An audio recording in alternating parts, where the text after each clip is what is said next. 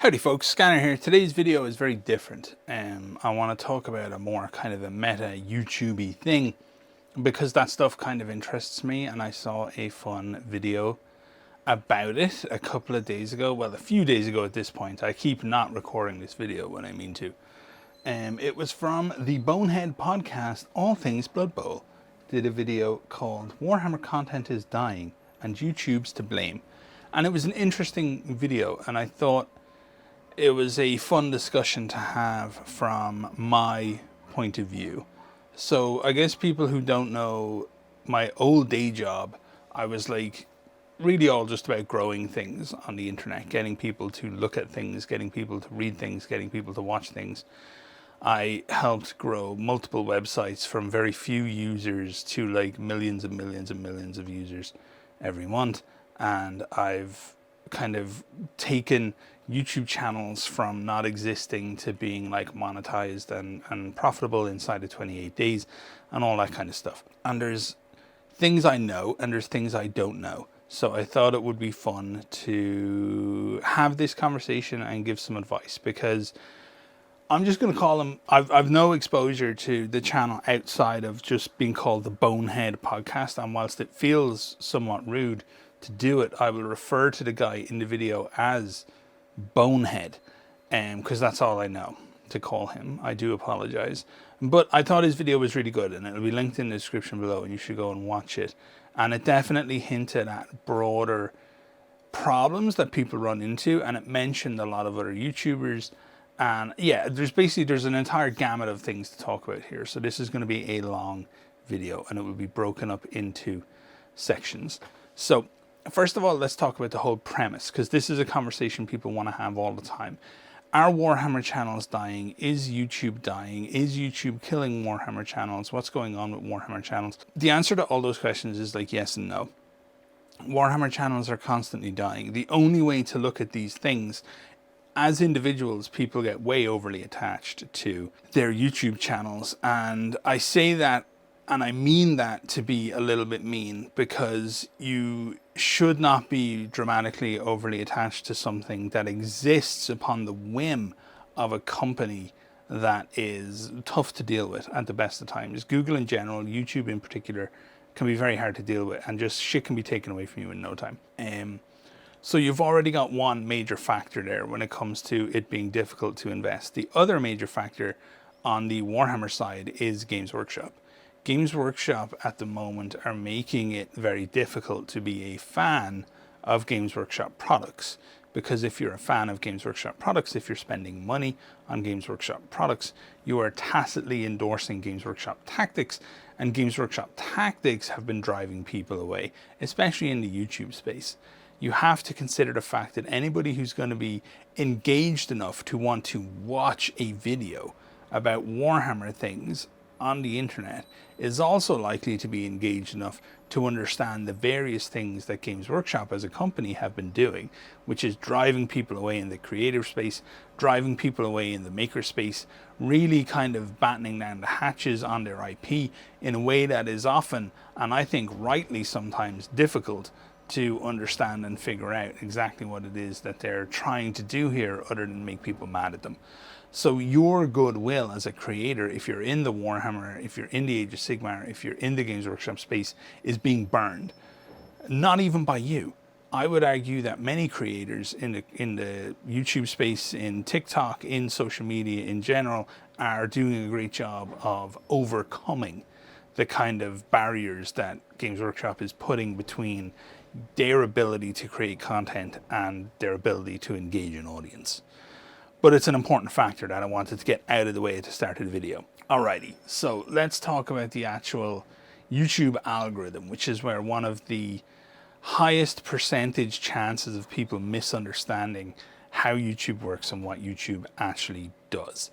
So YouTube is almost by definition flawed, because the intent that the user has is to just watch videos. And no matter what videos they are watching, YouTube is going to be making money. So they only need to get so right. They only need to have a so good, basically, user experience when it comes to finding things to watch. The average user doesn't care if they're seeing your videos or not. The average user just wants to see videos about Warhammer, about Blade Runner, about crochet, about cricket, whatever the fuck that interests them. And, you know, they just want to see them in their feed. So that's the most important thing to understand. You're not getting any priority of placement, really, just because somebody subs to you in the home page. Keep that in mind. We're going to stay going. We'll be back to it. The other thing I've seen is people take it very personally, the YouTube algorithm, and they'll be like, oh, YouTube's out to kill my channel and stuff. You are incredibly paranoid if you think YouTube is out to kill your channel, but you're fucking crazy if you think they won't do it. That's the key difference here. YouTube has nothing against you as an individual. You are data to them as far as they're concerned. But they will also shut you down in a heartbeat if it makes sense for them business-wise to do it.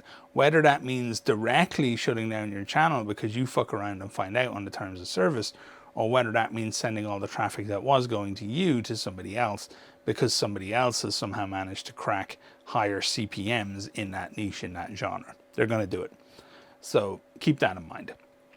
But it's also only personal for you. For Google, for YouTube, for Alphabet, for whatever the fuck, it's strictly business, man. That's why it's so cold. That's why it is so callous from their end. So the other thing to think about, and keep this in mind with me as well, I can literally only speak within the limitations of my knowledge.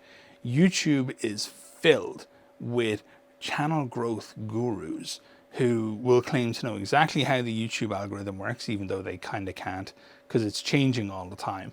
If it's anything like the actual Google search algorithm, that thing was being changed multiple times a day. Yes, they go through tremendously big changes called core algo updates a couple of times a year, maybe up to 4 times a year. But on a daily basis, they were consistently being like poked and prodded in minor ways that could have anywhere from a minor to a major impact that would only be revealed months down the line. And there's no such thing as a growing on YouTube guru. There are people who have likely failed enough and succeeded enough to have a degree of knowledge, and that knowledge is always going to boil down to some pretty basic things. All you need to do with regards to the whole growth on YouTube space on YouTube is understand that making videos and having a channel dedicated to how to grow and get big on YouTube is a high CPM area. That means that the advertisers want to pay more to be on those videos because people who are interested in growing on YouTube more than likely also understand that they need to spend money in order to do so. So they will be buying cameras and microphones and studio lights and blah fucking blah. Adobe Creative Cloud subscriptions and all kinds of shit. Basically, they'll be willing to spend because they think if they spend the right cash, they can be big on YouTube. Chances are 95-ish% of the channels who have "this is how to get big on YouTube" videos and "this is how to do your thumbnails" videos, etc., they've got no subscribers and they probably have no views because they don't know what they're talking about. There's no real polite way to put that other than the fact that they just don't really know what they're talking about. They don't have any experience. They have no growth history on YouTube whatsoever. It's just a high CPM thing, and that's it. That's as simple as it is. So you can ignore those. The best advice to take is probably from people, unsurprisingly, who have grown a channel in your niche, and listen to them more about the stuff that didn't work than the stuff that did. So, okay, basically ignore all that kind of advice is a good way to go. If somebody with no subs and no views makes a video about how to get no subs and no views, then watch that shit, because they definitely know what they're talking about. But if somebody with no subs makes a video about how to get subs, the fuck? Why would you even listen? Now, another side note is, because I have to like look at all these spaces for my day job still, to a degree, there's a flood of into community forums, into subreddits. There's a flood of "this is how you grow your fucking channel," written by like chat GPT stuff, because people are clout farming basically. And it's all absolute dog shit. It's just the most basic shit in the world. And in this video, I'm going to cover the most basic shit in the world, but I might just cover it in a way that you may not have considered. Okay, so look, this video is very long. If you don't like it long, fuck off or use the timeline in the bottom. I don't give a shit. Okay, so now this section I've called, are you doing the right thing? So there's things that you should do and you should consider in order to grow on YouTube ultimately, and they will vary depending on your target audience. So they're pretty simple, but the easiest way to do this and to approach this is to understand that all information about how to grow on YouTube is done from the point of survivorship bias. So the way I've written it in my notes here is YouTube is akin to a diet and exercise routine. The thing that you can do sustainably and consistently is the thing that will work, because it'll be the thing that you're doing by the time it fucking works. It's literally one of the best pieces of advice I can give you, is to just, all the tactics and all the strategy and all the stuff in the world doesn't matter if you're not going to do it, if you're not going to do it consistently. I've regularly taken runs at doing painting on my channel, and do you know what I don't do consistently? I just don't record my painting, because I want to just paint. I don't want to paint for content. I don't want to paint for tutorials. I figured this out about myself. I just want to paint. I just want to enjoy painting. I want to sit back. I want to fucking chill. I want to put on Pearl Jam, and I just want to listen to fucking 10 on repeat while I paint. That's it. So I'm never going to have advice on how to paint and be a painting channel, because I'm never going to do that sustainably or consistently on the channel. Does that make sense? That should make sense to you. I really fucking hope it does. So basically what they are doing at the time they are successful will become lionized in their mind for most YouTubers as the thing that you should do, because it's the thing that works for them. So allow them to talk about their success, take from it the knowledge that you can, and then just appreciate the fact that that worked for them. It can be a part of your picture. It can be a part of your life on YouTube, especially in the hobby space, but it can't be everything. Okay, this is the meat. We're getting to the good bit now. If you ignored everything else, I'm going to have a section in the video called Watch This Shit, because it's actually good. Everything else has been caveating, because not enough people caveat shit anymore. Alrighty. So these are what you want to do. These are the important things. There's 4 things that can actually really matter on YouTube, and they all negate each other to a degree. So people will say that content quality is king, and that's true to a degree, especially with regards to the long-term success of a video.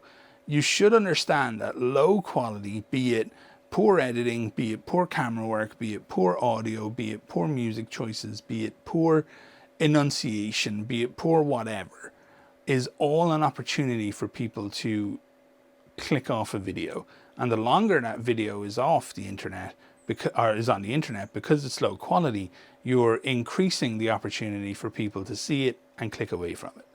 So if it's good quality, if you have all your stuff tied down, if everything, now nothing needs to be amazing. Think of this as you think of things when you're painting miniatures. You can get a long way with 3 different colors done neatly on a miniature. They will look really nicely when they're being viewed the way they're supposed to be viewed, which is on the fucking tabletop while you're playing a goddamn fucking game. So treat your YouTube that way too. Just have your P's and Q's sorted. Have your quality elements that you can control buttoned down. Modern mobile phones have excellent cameras on them. There's no reason in the world, in the year of our Lord 2025, for someone's visuals to be low quality. It just doesn't make any fucking sense right now, unless that's part of the aesthetic. And then when it comes to the long-term potential success of the video, because it exists for longer, more people click on it, and because the quality is good, it's likely to slowly increase in views over time. And you'll put up a video and it'll get 100 views in a week, and you'll be sad, and you'll come back in a year and it'll be on 7,000 views, and you'll be like, wow, that's actually really good for my channel, what the fuck. So yeah, so keep that in mind. Content quality is, I would say it's vital, but only if, I'm going to say that a lot over the next couple of minutes, you don't control the niche. If you control the niche, the content quality doesn't matter, because there's only so much content out there to compete with. There's only so much kind of mind share that you got to battle through, and there'll always be that set number of searches, that set level of interest for you to take advantage of and control. So if you control the niche, you can have pretty poor quality content. And my example for that is me when Trench Crusade launched. I was just getting my ducks in a row when Trench Crusade launched. I was figuring out how I wanted to do lore tubing, and there wasn't a huge amount of competition. So it didn't really matter that I was learning, and it didn't matter that some of the stuff earlier was kind of bad, because it's all there was. So I controlled the niche. So I got a ton of growth. Easy peasy. And that applies to almost everybody. So what I'm saying is here, if you can control a niche, you can maybe let content standards slip just a little bit to get enough content out to really solidify yourself as being the owner of said niche. So if you control the niche, that is super important, but it's only important if you stand out as being unique. You don't need to control niche, and you don't need good quality content if you as an individual, as a creator, are unique. If there's something about your personality that is different. Like I am sitting here, I've got a ring light to the side, I've got a fucking Sony camera pointed at me, I've got a wall of shit behind me that I bought because I'm a fucking capitalist, and I'm the least unique person on fucking YouTube, basically, is what I'm trying to say here. I'm just a dude in a fucking hat on YouTube. Who's heard of it? There's nothing unique about me. But if you are actually a unique person, especially if you're unique in the space that you operate in, then you can get a long way with nothing, because your uniqueness will help you stand out. And the final thing is, you want to foster real, genuine engagement with users. You want to give them a reason to comment. You want to be a real, genuine individual person, because if you don't do that, if you don't take that risk of actually being yourself, eventually it's all going to fucking fall apart. You're better off being like me and just being a boring fucking dude who's doing his best on quality and trying to get better all the time and has a strong niche, than you are pretending to be something that you're not and not controlling the things that you can control. Ultimately, if you want examples of people whose entire lives fall apart when, you know, it comes out that they're not quite who the fuck they say they are, it's outside the hobby space, but look at people like fucking Liver King and Pirate Software and shit. As soon as the reality of the personality comes forth, boom, fucking game over. So yeah, they're the three things that you can control. Control your quality, you can control your niche. If you're in something like Warhammer, Warhammer as an area is filled with all manner of niches. You can do terrain building, you can do painting, you can do terrain painting, you can do bust painting, you can do 3D printing and painting, you can do painting tutorials, you can do funny talking over whilst you're painting, like Heresy for Heretics. There's a pretty unique channel, I feel, not just because of the painting style, but also because of the presentation style and the uniqueness of the individual who's actually doing it. So yeah, there's a lot of things that you can control. So take home lesson, I have this written down, so I'm going to read it exactly as it is. Take home lesson, make content that you like, because that is sustainable and it will have some kind of audience out there. Failure to grow usually means a failure in quality control, niche choice, uniqueness of you and your content, or a failure to genuinely connect with your audience. Examine those four things. You're probably lacking somewhere. And if you're not lacking somewhere, then the bad news about YouTube is there's no fucking promise of growth in this shit. It's just not part of the fucking deal. You can do YouTube forever and have a tiny fucking channel. You can do the best content in the world. You can have a great niche. You can be a unique and interesting individual who, honest to fucking Christ, I would talk to on a park bench if we found ourselves beside each other. And you can have a genuine connection with your audience. And you still might not get shit. Welcome to fucking YouTube. Now, there's elements of the platform that people also need to understand. And I see this regular failure on the part of pretty big YouTubers and YouTubers who are reliant on the platform for their income and just don't seem to want to try to understand it whatsoever. So the first thing is that you need to know there is a huge difference between your homepage and your subs page. Your homepage will show you a random smattering of videos that YouTube thinks that you will like. That will be based off the things that you watch, how long you watch them for. Do you click away? Do you click away onto something completely random, or do you click away onto a related relevant topic?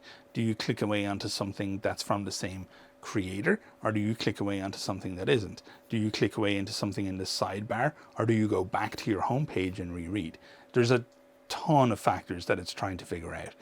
Ultimately, that's your homepage. Your homepage is like a random fuckfest of content that YouTube just thinks you're going to pick something out of and watch. Your homepage has always gone through dramatic changes recently. You'll notice that thumbnails are now much bigger. You see less recommended. You now have to compete with a row of shorts. Chances are that 1 in every roughly 4, from what I can tell, recommended videos is going to be a sponsored video. It's not even going to be something that they genuinely think you like. It's going to be something that somebody has paid to put in front of X number of people a day. Like, it's getting pretty bad on the homepage. I would say that homepage reliance is becoming a big problem for a lot of creators, and it's only going to get worse. So you either need to really up your thumbnail game. If you genuinely think your thumbnails are lacking and they don't instantly stand out as being your thumbnails, and the cheapest and easiest way to make them stand out as your thumbnails is to have a fucking picture of you on it, making some kind of a pose or a face or whatever, then do that. Who gives a shit? There's nothing wrong with it. Like, you want people to watch your videos. Do the things that mean people are going to watch your videos. What you need to do, realistically, is when you're asking people to like and subscribe your videos and hit the little bell, it's really good for me, guys. It helps in the algorithm. Also tell people to check out their subs page. That's risky, though, because when people check their subs page, they're going to be faced with, how long have people been using fucking YouTube now for? What do you think the average length of time somebody has been using YouTube for among your subscribers? Is probably about 5+ years.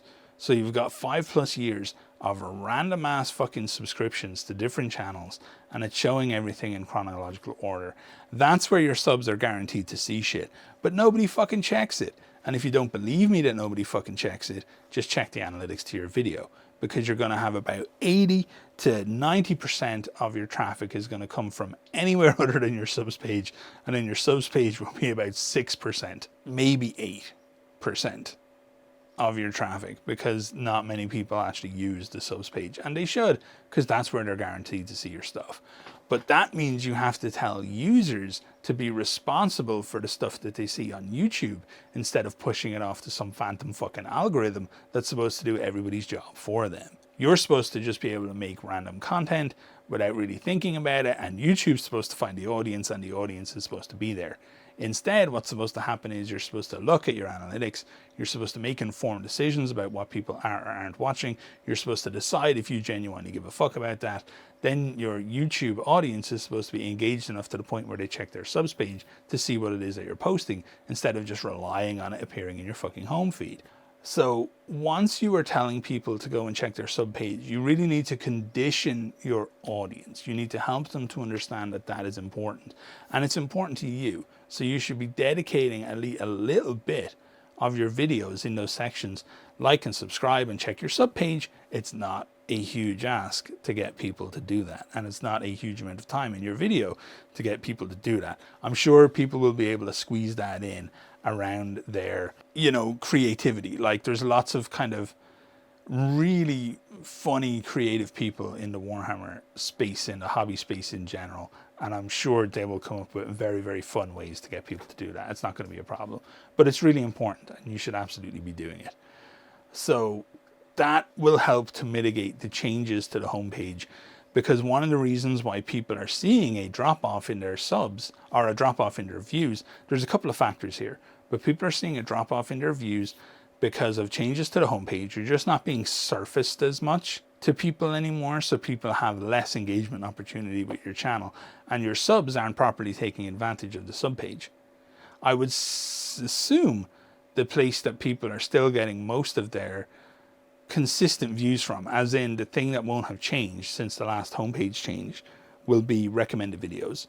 I'm assuming that will be pretty rock solid for most people. Like, it just won't have changed.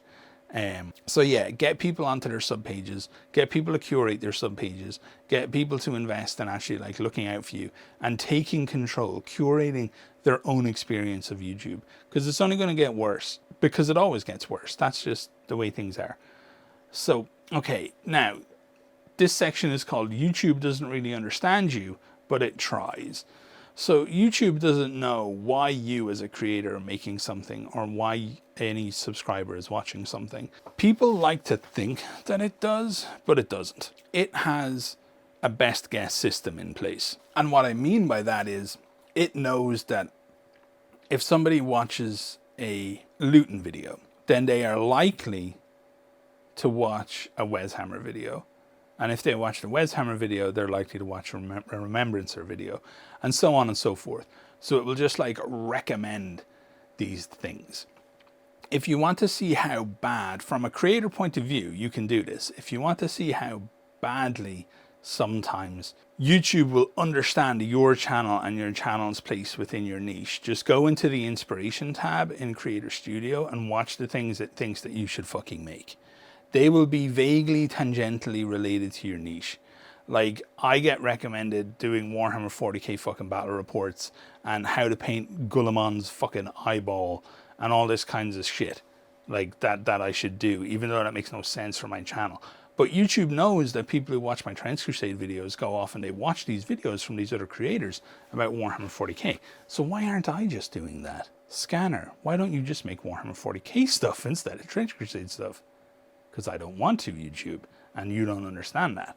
But that's important to know, basically. It doesn't quite understand you. It knows because it sees what other people do and then it surfaces relevant videos, but it doesn't really understand the drive behind that. It just kind of thinks everything is related to everything else all the time. That's not the way it actually works in real life. It doesn't understand and it doesn't know. Are you developing a lifelong hobby? Let's say you get really into mechanical keyboards. Not calling myself out here, but I got really into mechanical keyboards for about a month. And I learned everything that I wanted to know about mechanical keyboards. And I researched the shit out of mechanical keyboards. And I bought some. And I bought everything that I needed to be able to do all the changes that I want to make and to be able to do all the mods that I wanted to do. And I got special types of foam to put in the bodies in the mechanical keyboards. And I got my switches, and I got my caps, and I got my everything that I could conceivably need. And I made my mechanical keyboards and gave one to my wife and one for me, and there's a couple of spares if we ever need them. And I've never thought about mechanical keyboards ever fucking since. And YouTube will regularly recommend mechanical keyboards for me. And I was like, wow, it thinks this is a lifelong thing for me. It's not. I had a brief and flirtatious affair with mechanical keyboards, YouTube. There's no need to keep throwing it in my face. But yes, that is YouTube. It doesn't know if you're just into something for a minute or if you're into something for a lifetime. It knows that you've clicked on it once, and every now and then it's just going to surface random shit. And that's going to feel more random and stranger now because there's less real estate on the homepage. Welcome to YouTube. Now, what YouTube is actually pretty good at understanding, because this is something that it was good at with search, and it obviously kind of bundled it in to the YouTube algorithm, is when people search random shit, it will be pretty good at offering related question answering content. So if I search, how do I paint black armor?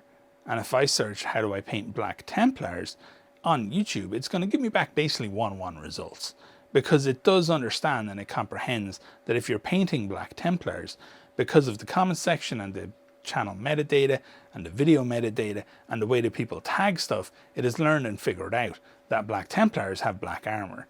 And it's kind of up to you to decide if the lessons learned from painting black Templars can be applicable to the black armor you want to paint. And if not, you might want to go and search a more specific thing.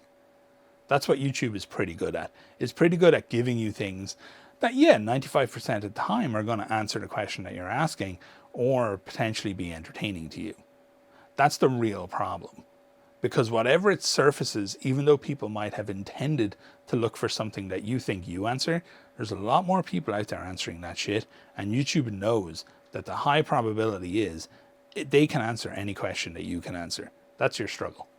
That's where things get hard. That's where it goes back to personality, towards being unique in your space, towards making that direct connection with the audience. Okay, so I've got some things here that YouTubers need to do. This is a super long video, but life is like that sometimes.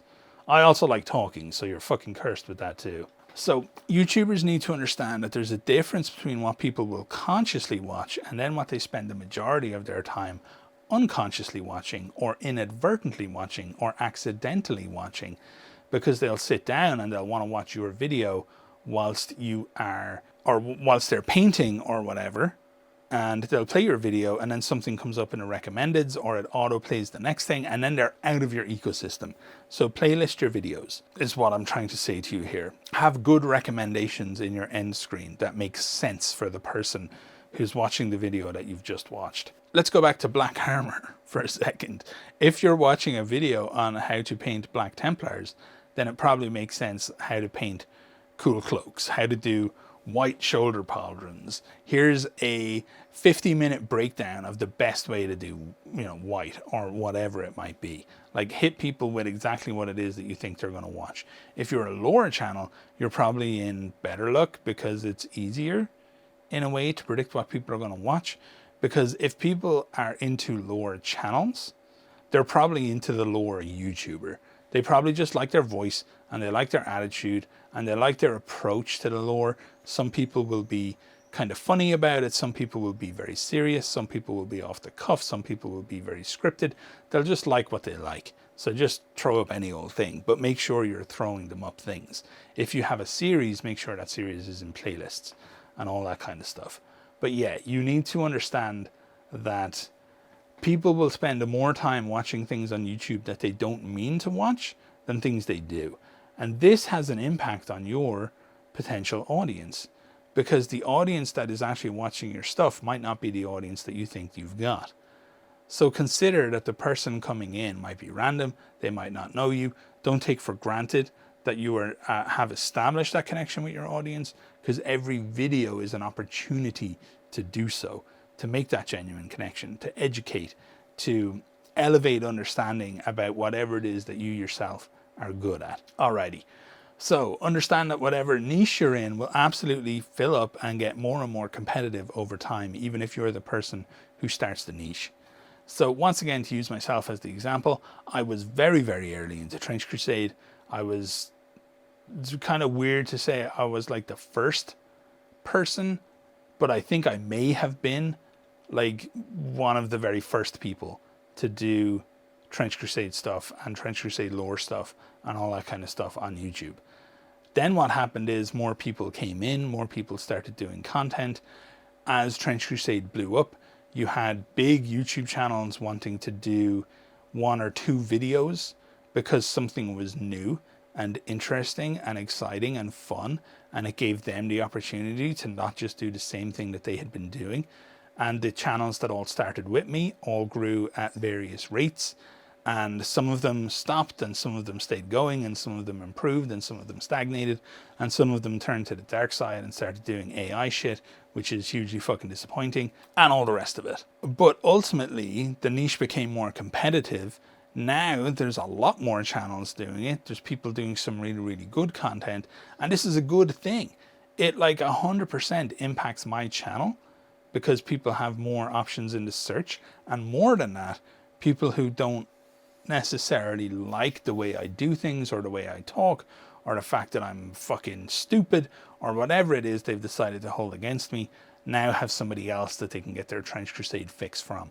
This is all a good thing. In the long term, I want Trench Crusade to grow. I do not want to have a high percentage ownership of a small niche. I just want Trench Crusade to be a fun game that lots of other people play. The reason I have that advantage is because I'm not trying to make a living from my channel. If your niche has been terribly diluted and you've noticed it impact your views and you've noticed it impact your revenue, then you should probably start looking for another very uncontested niche that you can own, because you've already shown that you can grow in one niche. Be brave, try something new, try and grow something else with a small percentage of the content on your channel, or start up a new channel and do it under a new name. Pretty simple, pretty kind of basic stuff. But yes, ultimately you want people to come into the hobby space every day, because people leave the hobby space every day. And you can go a long way just by being a gentle and happy and nice introduction for people into the hobby.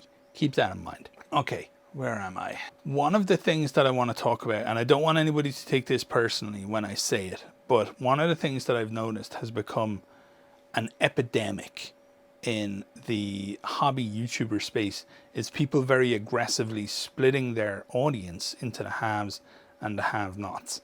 And I've noticed the beginning of a pushback because people are really starting to run out of cash. It's hard to have an interest in an expensive hobby and then to make the people that I want to share that hobby with parasocially or vicariously make doing so expensive. And this is becoming a more and more of a problem. People are very and overtly sometimes splitting their communities between your guys are the general community, you get this kind of stuff on YouTube, and then I notice all the members only videos on YouTube, and then I notice the talk of, oh, you know, the Patreon only this and the Patreon only that. And it's like, I'm not even involved in what these people are doing anymore. I see like a vague percentage of what they want, and I will probably stop watching because I support exactly one person on Patreon. That's it. We'll talk about that more later. So consider what you're doing there. If you are splitting out and more heavily monetizing smaller and smaller percentages of your watch base, you're probably making more money, but that will most likely have a negative impact sometimes on your views. People will drop in and potentially churn out faster because they don't feel like they can be genuinely involved in what you do, because there's always a paywall. There's always an in-joke that they don't get, because that in-joke happened in a part of your Discord or in the comment section of a video or in the chat section of a live stream that they have no way to get into unless they want to give more money. And they might not be able to give more money. They might not be in a position where that's just something that they can do. So they skip on to the person who's doing everything that they can access for free. It's not a bad thing, but it's something that people should be aware of when they're deciding all the monetization levels that they want to go with.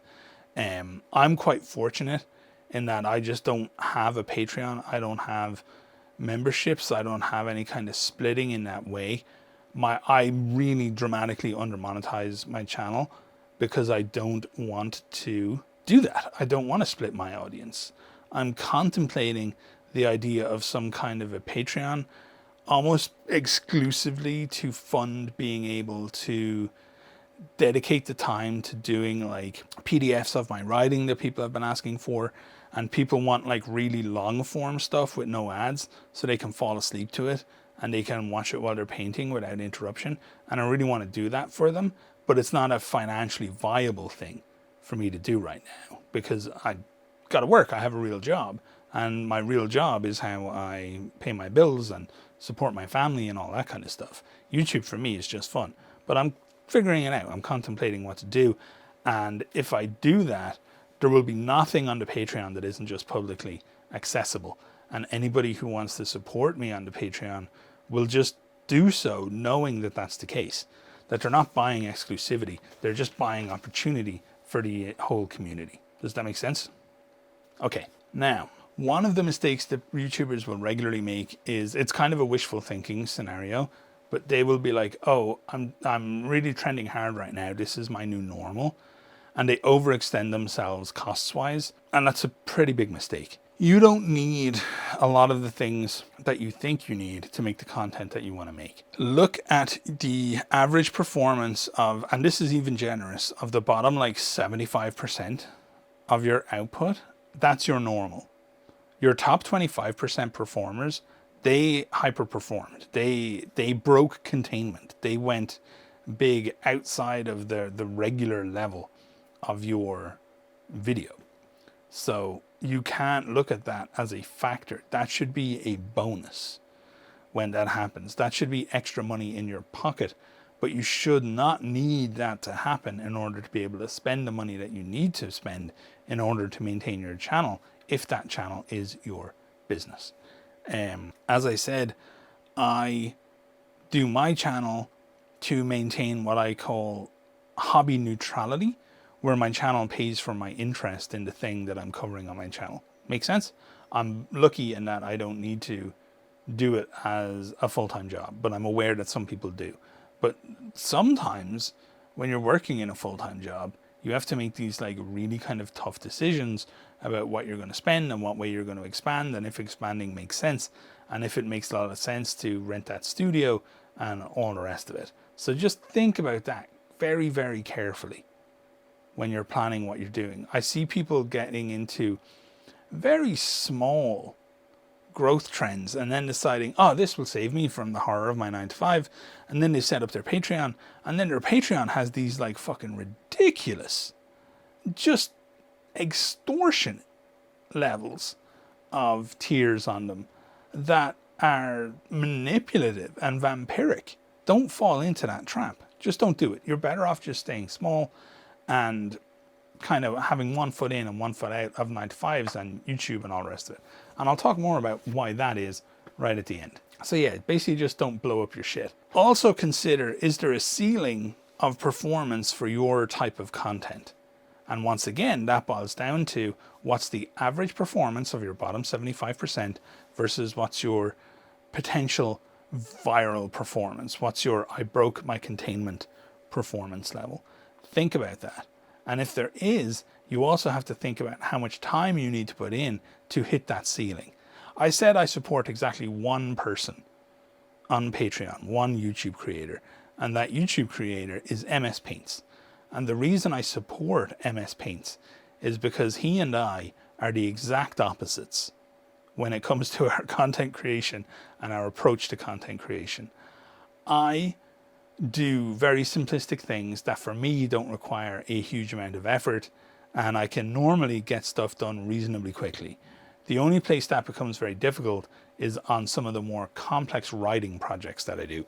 But by and large, talking about lore from games, especially from just a single game, Trench Crusade, it's not a particularly demanding thing that I'm trying to do here. What MS Paints does is extremely demanding. I swear, his channel is linked below. Go and look at his stuff. There's such a wealth of effort that goes into his work. Cinematography, music stuff, script writing, color correction, every kind of motherfucking thing. I've seen the behind the scenes struggles that this dude will go through in order to make his content. And I just think that's worth supporting, you know? So that is what I have decided to support, because without, and this is a genuine case of it. If I told you this, I would be lying to you. If I told you this, that without your support on Patreon, there's no way that I can make my content, that would be a fucking lie. Without support on Patreon, I maintain there's no way that MS Paints could make his content. I just don't know if it would be worth the sheer level of time that goes into it. And I thoroughly enjoy watching this stuff. I'm very glad that content like that exists in the hobby space, and I want it to exist. So I back it. I put my money where my mouth is, and I say, bro, go make a video. Here's some cash. It would be foolish of me to blow up my per video effort to the level that he does, because I have no way to monetize it. That's what I'm getting at here. Think about how long you're spending on videos, and does this make sense to be able to do? And realistically, I might actually talk to him about this maybe. If you took away the Patreon of your favorite YouTuber, would they be able to afford to make the content that you want them to make? Potentially not. And YouTubers need to think about that too. Alrighty. So yeah, so if you're spending a ludicrous amount of hours doing some kind of massive project, and your upper ceiling of views has consistently over the last 24 months proven to be around the 100K mark, and you can get a video out once every 2 weeks to 4 weeks, you're fucking cracked. Something has gone badly wrong, and you need to sit down and reevaluate what it is that you're trying to fucking do.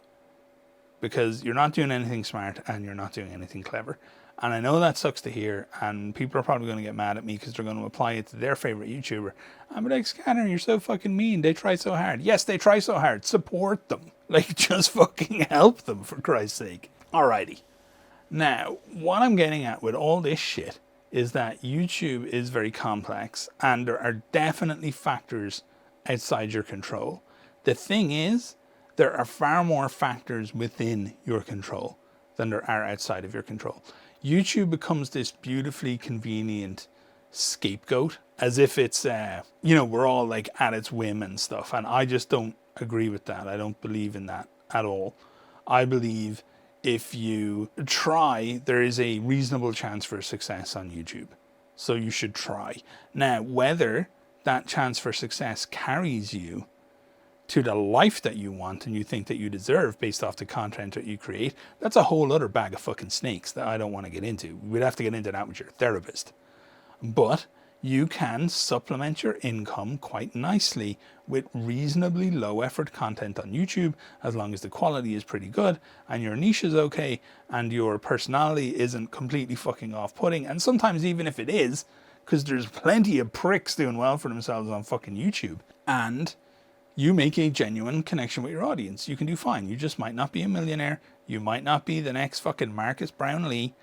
You might just be somebody who earns an extra grand or whatever a month on YouTube. And believe me, for a lot of people, an extra grand a month, that's some life-changing motherfucking shit. The problem is you might also need another job while you do that, or you might not be able to be completely reliant on YouTube. So diversify.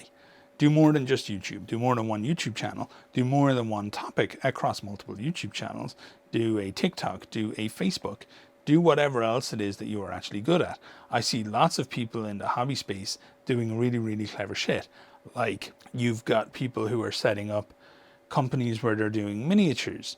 You've got people who are setting up companies where they're doing paint.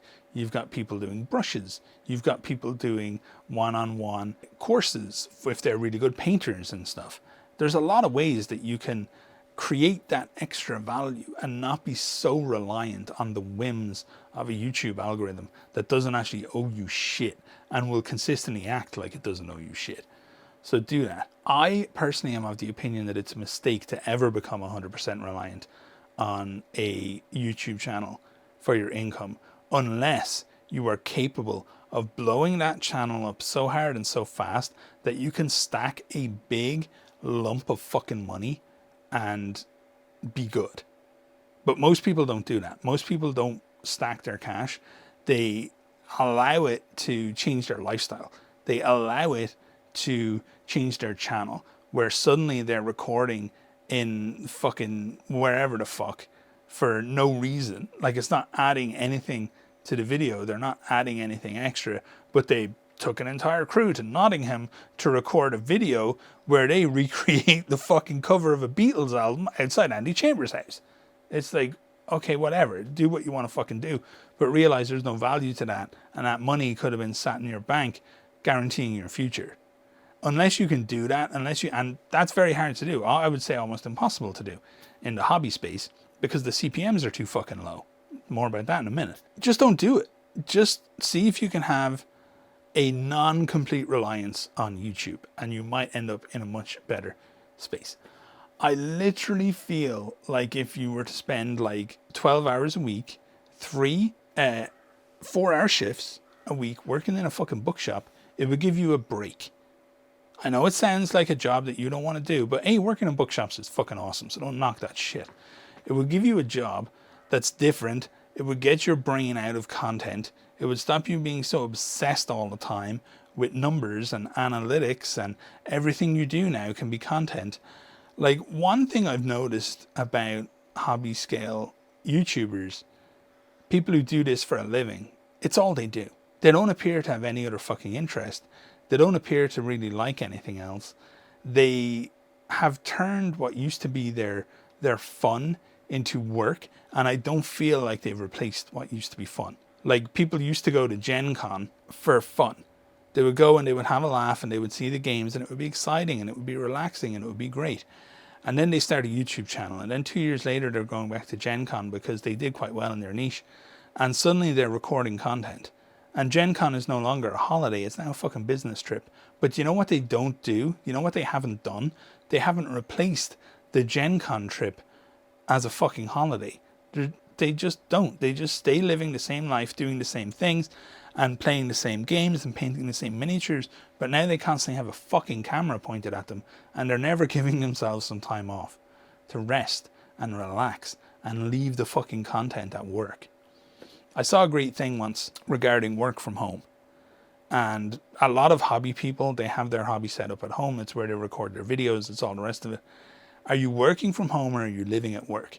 Ask yourself that fucking question and act appropriately. Okay, Now, the end of the video, this incredibly long, and I'm very sorry to everybody who had to watch it video, well, all 2 people who watched the fucking video. One thing I do want to address, and I see said quite a lot, is there's apparently some kind of secret fucking cabal of people who are making hobby content because they want to be rich. They just want to stack fucking wealth. And believe me, if you wanted to be rich, there's all kinds of shit you can do on fucking YouTube, and none of them involve the fucking hobby space because the CPMs are shit. If I was doing content about financial services, you want to know why so many people want to tell you how to invest on fucking YouTube? Because it makes a lot of fucking money CPM wise. If I was doing a travel log, I could go onto Envato Elements right now and I could download fucking stock footage of Bali and Dubai, and I could pretend like I give a fuck about these places, and I could do videos about them, about how, did you know the average hotel price in Bali is only whatever the fuck? That's how I would make my money on YouTube. I would not be here doing fucking lore videos about a fucking niche game, and nobody would be making Space Marines and painting them a color that you don't like, and nobody would be pretending to read a fucking book and then being wrong in their fucking lore videos about why Horus and the Emperor didn't touch butts at the end of the Siege of fucking Terra. And nobody would be building fucking robots and painting them. It just would not fucking happen. There's not enough money in the fucking world to make people do that if they're not interested in it, when they could just do something the fuck else and make far more money doing it. So enough of that fucking theory that people aren't really into it. Maybe people have hit the point with their channels where it's kind of killed some of the love because they haven't replaced the fun, like I talked about earlier. But you're a lunatic. Like, I will happily be proven wrong, and somebody can come forth and expose themselves as the fucking Finn McKenty of fucking Games Workshop stuff. But I guarantee you, I'm willing to make that strong guarantee, it would be highly unlikely that anybody has started a Warhammer 40k fucking channel, or an Age of Sigmar channel, or a Mordheim fucking channel, or a whatever the fuck channel, because they sat there and thought, you know what's going to be a secret path to unmitigated wealth, an extraordinary social cachet, painting an Imperial Guard's eyeball. Not happening, folks. So we can leave that element aside. I'm willing to bet that when we see somebody who is a little worried about the performance of their channel and YouTube landscape in general and how it's affecting them, that's probably pretty fucking genuine, because they've likely put in a lot of work into trying to make it all work and make it all happen. So while I've been pretty kind of clinical with regards to much of the advice that I've given in this video, that's only because I think you need to be. You know, you need to be able to sit back, take that stance, and if you're running a business, look at your business clinically and coldly and ask yourself what's it doing for you and what's it costing you. So that's the fucking video. It's super long. I'm aware it's super long. I don't even know if I'm going to fucking post it or what kind of an edit is going to go up or anything like that. I've talked so much. But every time I make a video where I say I've talked so much, somebody in the comment goes, I know you said you talk too much, but I could listen to you talk all the time. So this one's for you fucking bozos. Yeah, so, you know, we're back on our bullshit this week. There'll be lots of lore stuff. There'll be some cool videos that I hope you like. And we're getting closer and closer to the rulebook release, which is when this channel is really going to like kick it up a notch and start doing a lot of shit, basically, because I will have new fuel for the fire. So I hope you're looking forward to it. If you managed to watch this entire video, you're a fucking lunatic, but thank you very much. And if you took anything helpful from it at all, and if you survived my kind of somewhat snide sometimes attitude that I can have, and I'm aware that I can have, then fair fucking play to you. Sláinte mhaile.